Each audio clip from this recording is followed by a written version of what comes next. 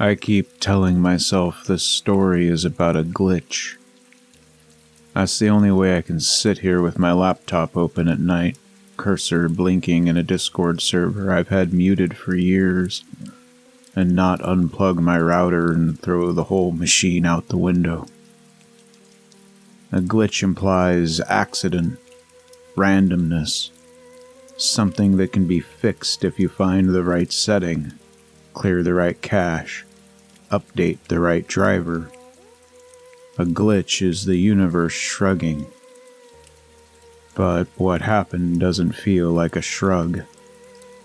It feels like a finger pressed lightly to the soft place behind my eyes.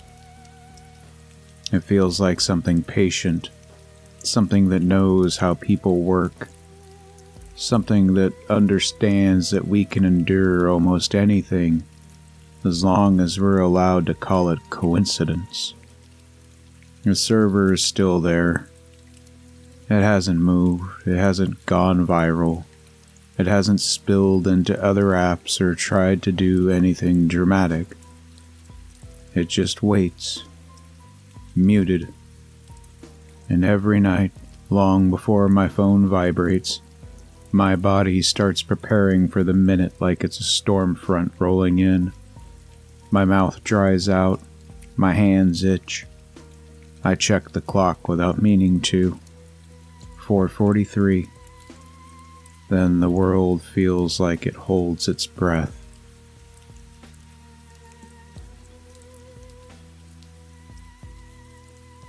The server was called Dockside09. An inside joke. A handful of us spent one reckless summer near Lake Erie after high school. Cheap beer, sunburns, sleeping on couches and floors, pretending adulthood could be postponed indefinitely.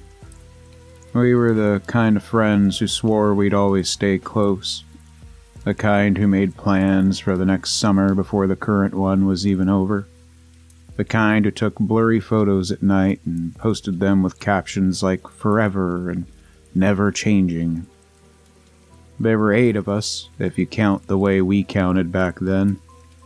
It's strange how memory edits the roster, how it turns a messy group into a neat number. Like 8 is easier to carry than a list of names. Matt was loud and careless, always filming. Erin could talk her way out of anything, even when she was wrong. Connor was calm in the way that made him seem older than the rest of us. Jules was the quiet one until she wasn't, until she said something that made you stop and ask what the hell she meant. When fall came, we scattered the way people scatter when they finally accept that summer isn't a place you can live. College, work, marriage, kids. Some of us moved states. Some of us moved in circles and called it progress. Years later, long after the lake became a nostalgic backdrop we talked about at weddings, someone made a Discord server as a way to pretend we still spoke regularly. We didn't. It sat silent for months at a time, a digital attic filled with old memes and half-hearted birthday messages. Occasionally someone would drop a photo from back then and we'd all react with a few emojis, the way you react to a memory you don't want to touch too hard. The server became a place to perform friendship without actually doing the work of it. I muted it and mostly forgot it existed. Until last Tuesday morning when my phone buzzed on my nightstand at exactly 4:44 a.m. I remember checking the time because I was annoyed. I'm a light sleeper. Notifications at that hour usually mean something's wrong. Family emergency, work disaster. My heart was already racing before I even picked up the phone. The preview read, Dockside09, new message. And then, where a name should have been, there was only the black circle Unicode symbol. Just a black dot. I assumed Discord hadn't loaded properly. Groggy, half awake, I tapped it and waited for the username to pop in like it was buffering. The server opened to a single message. It wasn't long, it wasn't dramatic. It just said, "Hey, remember that summer?" No username, no avatar, just a black dot circle beside the text like a hole punched out of the screen. I stared at it longer than I'd like to admit, waiting for something else to resolve. A profile, a bot tag, an edited marker, anything. Nothing changed. Then I noticed the timestamp. 4:44 a.m. Exactly. Not 4:43, not 4:45, not a few minutes ago. 4:44 a.m. exactly. I scrolled up. The last message before that was from Matt, 3 months old, some gif of a raccoon stealing a hot dog. Nothing else had changed. No join notification, no user added banner. Just that dot and that question sitting there like it belonged. I typed back because that's what you do when you want to force the world to behave normally. Who is this? No typing indicator appeared, no scene marker, no response. I told myself it was just a glitch, so I put my phone down and I tried to sleep. But I couldn't. My brain kept returning to the dot like a tongue returning to a sore tooth. I'd drift off for a minute, then jolt awake, certain I'd missed something. Certain the server had filled with messages while I blinked. At 7:30, my alarm went off. I checked again. No new messages. The dot was still there.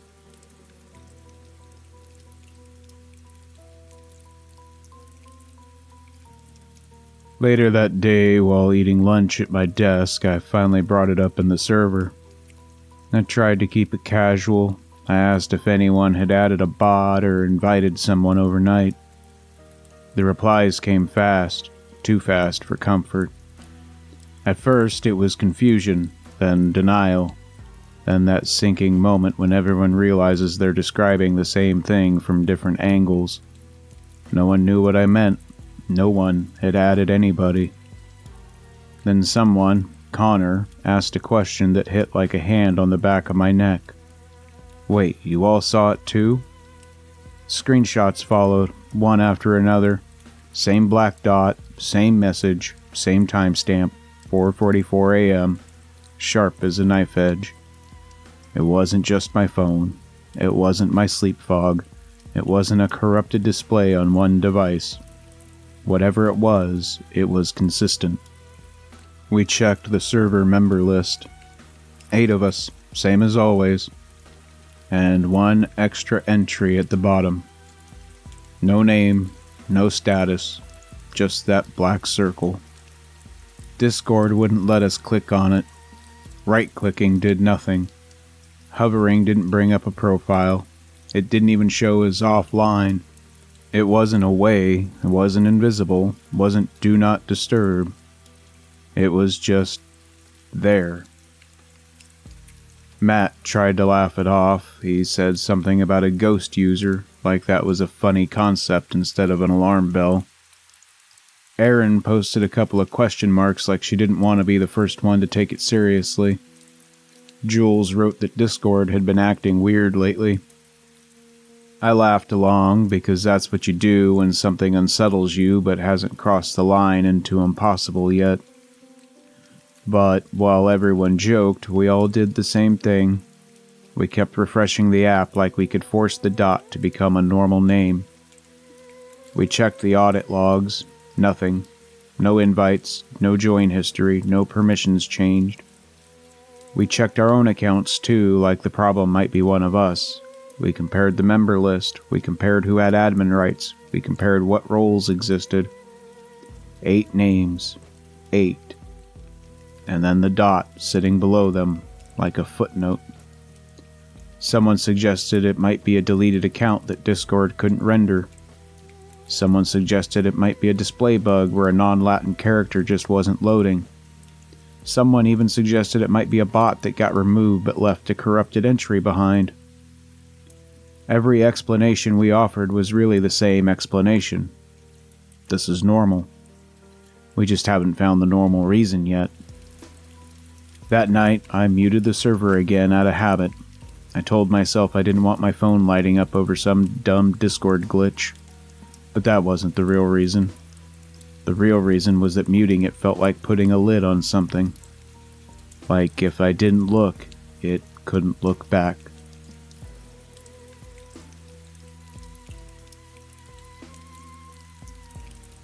At 4:44 a.m., my phone buzzed. I didn't even pretend not to know what it was. The dot had posted again. This time, the message wasn't vague nostalgia. It asked, "You all remember the bonfire, right?" The bonfire was real. End of July.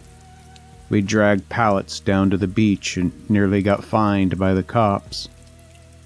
Erin burned her hand trying to throw in a half-melted lawn chair. Matt filmed it, laughing so hard his voice cracked. It was one of those memories everyone remembers slightly differently. The night you can retell 100 ways without ever mentioning the parts that ruin it. I answered because my hands were already shaking and silence felt like surrender. "Yeah, who is this?" No reply. Morning came and the server was suddenly alive in a way it hadn't been in years. No one was joking now. The energy had shifted from LOL Discord is weird to something tighter, uglier. People swore they haven't invited anyone. Someone demanded it stop. Someone else said it wasn't funny. Then Erin pointed out the thing that made my stomach hollow, that I'd already noticed but hadn't said. It only posts at 4:44. Exactly. We scrolled. Every message from the dot had that same timestamp, like it wasn't typing so much as arriving. That night, none of us muted the server. At 4:44 a.m., another message appeared. It asked if we remembered how quiet it got when the wind died. That one bothered me more than the others, because that wasn't a shared memory. That was mine.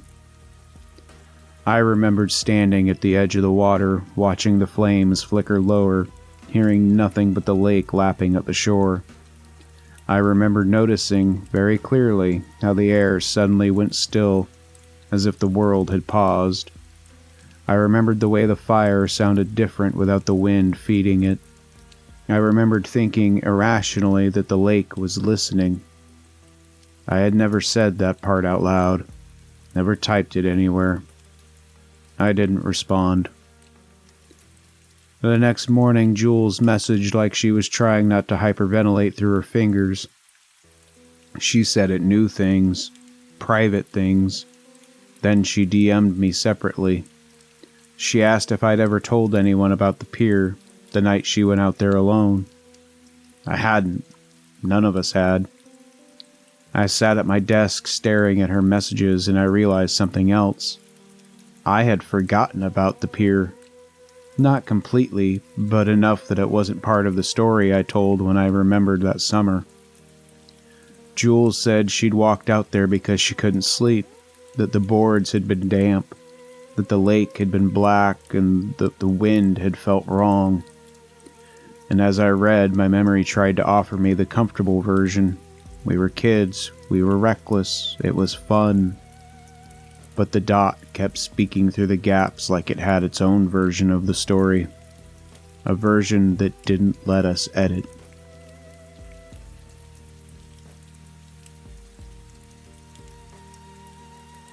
Connor tried to kick the account that afternoon. He screen shared so we could all see. He moved his cursor to the dot in the member list and right-clicked. To our surprise, an option appeared. Remove from server. For a second, I felt relief so sharp it almost hurt. If Discord could remove it, then it was a real account, a normal account, something with rules. Connor clicked, and the server refreshed. And for less than a heartbeat, every message in the chat, every old meme, every late-night confession, every casual complaint from years ago showed Connor as the sender. All of them. My messages from years ago now said Connor.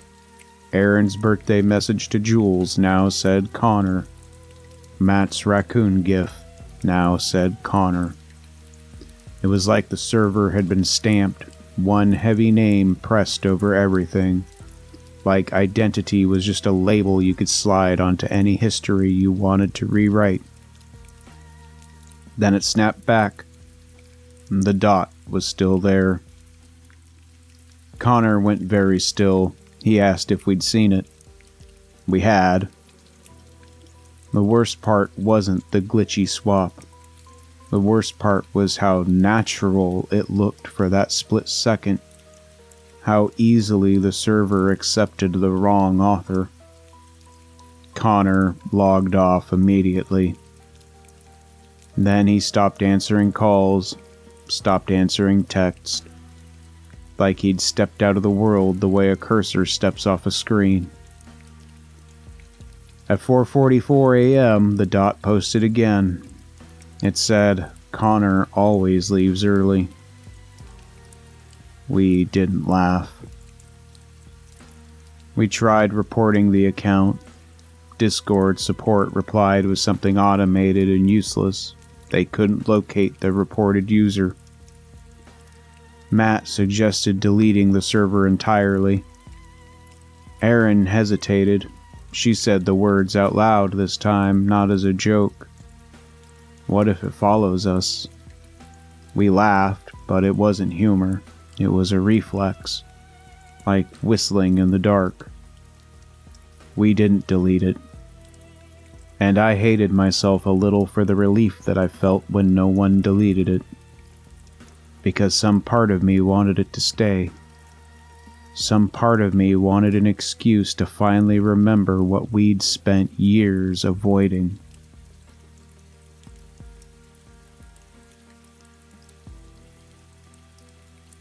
The messages changed after that. They stopped being nostalgic. They started being precise. At 4:44 a.m., the dot posted, Matt would forget his keys tomorrow. Matt scoffed. He said coincidence like it was a charm word. The next day, he locked himself out of his apartment and missed work waiting for a locksmith. He tried to joke about it in the server afterward, but the jokes landed wrong, like he was reading lines from a script he didn't believe. At 4:44 a.m. the following night, it posted that Erin wouldn't answer her phone when it rang. Erin didn't show up to work that day. Later, she wrote that she'd slept through her alarm, phone on silent, something she never did. We were scared now, properly scared. Because a ghost can be ignored, a glitch can be patched, but a thing that predicts you accurately feels like a hand closing around your future. Then came the message that didn't predict an accident. It predicted an absence. At 4:44 a.m. on Friday, the dot posted that Jules would almost say something important. Jules immediately flooded the chat with confusion. Not in neat lines, not in a clean message log, more like panic spilling over itself. What does that mean? Almost how? Almost what? What is it doing? She called me that night, her voice trembling. I keep feeling like I'm forgetting something, she said. Like there's a word on the tip of my tongue and it's making my teeth hurt. I listened to her breathe. I listened to her try to push the thought through. She started a sentence, stopped, started again, and each time it sounded like she hit something invisible. Like a wall inside her own head. It's like, she whispered, unable to finish. What? I said, but my voice came out too sharp. Silence. Not empty silence. Occupied silence. The kind where you can tell someone is trying to reach a memory and something is pulling their hand back. I don't know, she finally said, smaller. I almost had it. She never finished the thought. The next morning, Jules posted in the server like everything was normal. When I asked her about the call, she didn't know what I was talking about. She didn't remember being afraid. At 4:44 a.m. Sunday, the dot posted again. It said I hadn't remembered yet. The message felt aimed. Not you all, not someone. Me. By then, Connor was gone. Jules was different in a way I couldn't name. Erin was jumpy, checking her phone every few minutes like she expected it to ring with bad news. Matt drank more than usual, the way he did back when he wanted to blur a night into something tolerable. We decided to try again. This time Erin would remove the account. We watched. She clicked remove. For a fraction of a second, the server refreshed, and every message showed Erin as the sender. Then Matt. Then Jules. Then, finally, after all the others, me. My name beside messages I didn't remember writing. Messages that weren't jokes or memes or casual updates. Messages about water. Messages about panic. Messages that made my throat tighten before my brain could translate them. Then it reverted. The dot remained. At 4:44 a.m., the message appeared. You were all there. That's when the memory came back. Not cleanly, not all at once. In pieces that didn't quite fit until they did. The bonfire hadn't ended quietly. There had been shouting. Someone had gone into the water. Someone hadn't come back out. I remembered standing shoulder to shoulder with my friends, staring at the dark surface of the lake and realizing something with sick clarity. We were making a decision without ever saying it. We would never talk about it, never report it, never remember it. Not because we were evil, because we were young, because we were scared. Because the moment you call for help is the moment you admit you're responsible for what happened. And somewhere in that silence, somewhere in the space where we refused to speak, the dot had been born. At 4:44 a.m., the next message appeared. It said simply, "It's time to remember me." The black circle changed. It showed a name. Not a username, a real one. One I hadn't thought about in years. One that should still be alive. My phone buzzed again. A DM. From the dot. From me. It said I was the last one to see them breathe. I haven't slept since. The server is still there, muted, waiting. And every night, at 4:44 a.m., I feel lake water closing over my ankles again. And I know that soon, one of us will finally type back the truth.